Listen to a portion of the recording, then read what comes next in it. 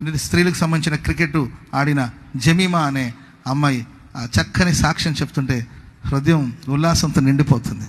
ప్రపంచమంతా చూస్తున్నారండి. ఆ అమ్మాయి దేవుణ్ణి స్తుతిస్తుంది. సాయంకాలము ఏడుపు వచ్చి రాత్రంతా ఉండినను ఉదయమున సంతోషం కలుగుతుంది. నా దేవుడు నేను కాదు పోరాడింది, నేను కాదు ఆడింది, దేవుడే నాకు విజయాన్ని ప్రసాదించాడు. ఆయనకి ఘనత కలుగునుగాక, ఆయనకి ఘనత కలుగునుగాక, ఆయనకి మహిమ కలుగునుగాక.